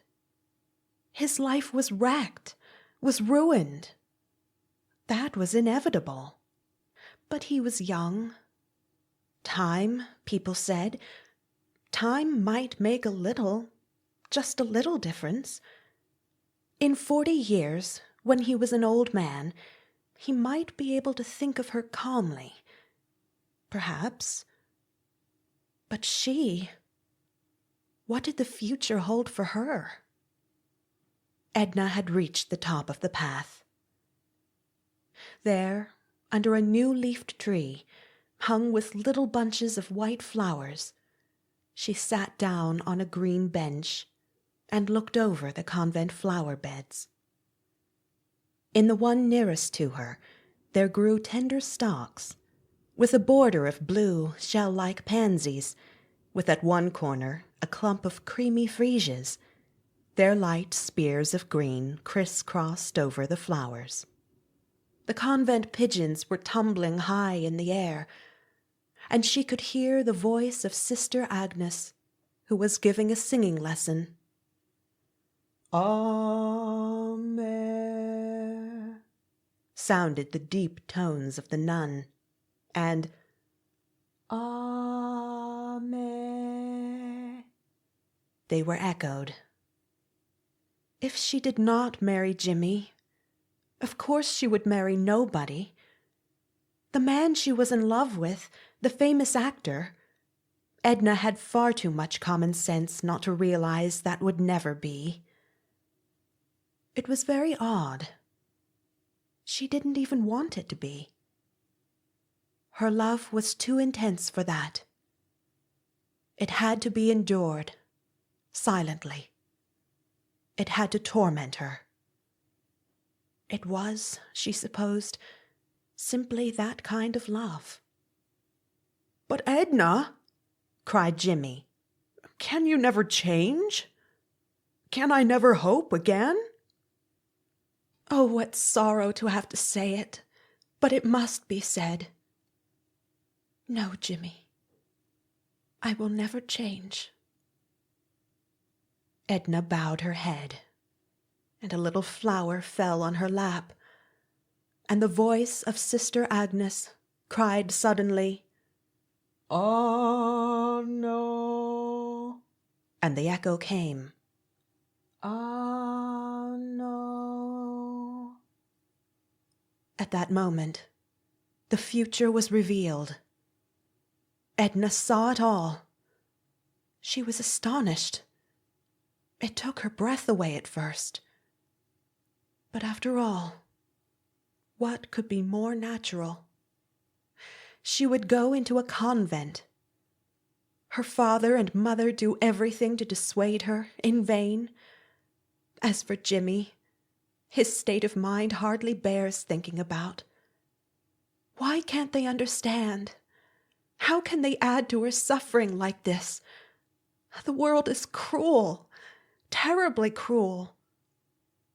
After a last scene when she gives away her jewelry and so on to her best friends, she so calm, they so broken-hearted. Into a convent she goes. No, one moment. The very evening of her going is the actor's last evening at Port Willen. He receives by a strange messenger a box. It is full of white flowers. But there is no name, no card. Nothing?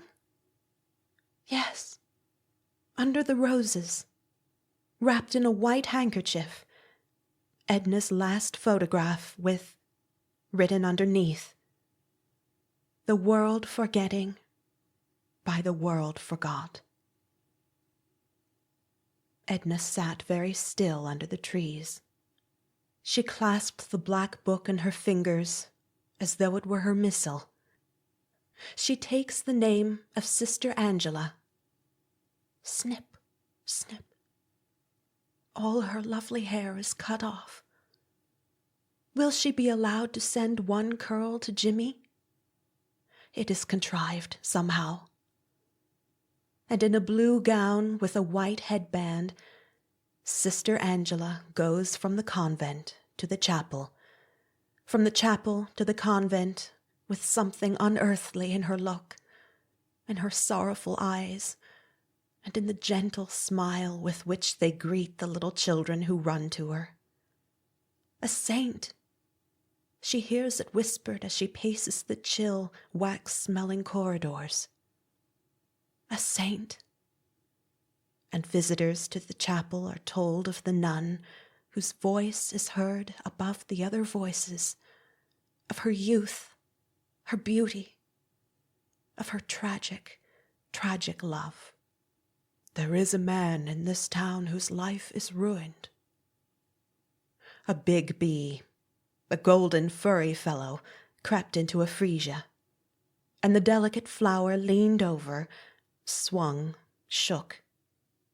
And when the bee flew away, it fluttered still as though it were laughing. Happy, careless flower. Sister Angela looked at it and said, "Now it is winter." One night, lying in her icy cell, she hears a cry. Some stray animal is out there in the garden, a kitten or a lamb or, well, whatever little animal might be there. Up rises the sleepless nun. All in white, shivering but fearless, she goes and brings it in. But the next morning, when the bell rings for matins, she is found tossing in high fever, in delirium, and she never recovers. In 3 days all is over. The service has been said in the chapel, and she is buried in the corner of the cemetery reserved for the nuns, where there are plain little crosses of wood. Rest in peace, Sister Angela. Now it is evening. 2 old people, leaning on each other, come slowly to the grave and kneel down, sobbing. Our daughter, our only daughter. Now there comes another. He is all in black. He comes slowly. But when he is there and lifts his black hat, Edna sees to her horror his hair is snow white. Jimmy! Too late. Too late. The tears are running down his face. He is crying now. Too late. Too late. The wind shakes the leafless trees in the churchyard. He gives one awful, bitter cry. Edna's black book fell with a thud to the garden path. She jumped up, her heart beating. "My darling! No, it's not too late. It's all been a mistake, a terrible dream. Oh, that white hair! How could she have done it? She has not done it. Oh, heavens! Oh, what happiness! She is free, young, and nobody knows her secret. Everything is still possible for her and Jimmy. The house they have planned may still be built. The little solemn boy with his hands behind his back, watching them plant the standard roses, may still be born. His baby sister. But when Edna got as far as his baby sister, she stretched out her arms as though the little love came flying through the air to her, and gazing at the garden, at the white sprays on the tree, at those darling pigeons blue against the blue, and the convent with its narrow windows, she realized that now, at last, for the first time in her life, she had never imagined any feeling like it before. She knew what it was to be in love. But in love.